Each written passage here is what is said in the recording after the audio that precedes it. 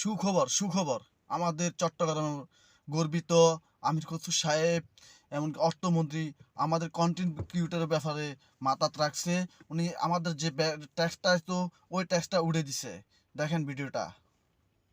তরুণদের উদ্ভাবনী কাজে উৎসাহ যোগাতে সকল ধরনের কন্টেন্ট ক্রিয়েশন হতে আয়কে করমুক্ত করার প্রস্তাব করছি।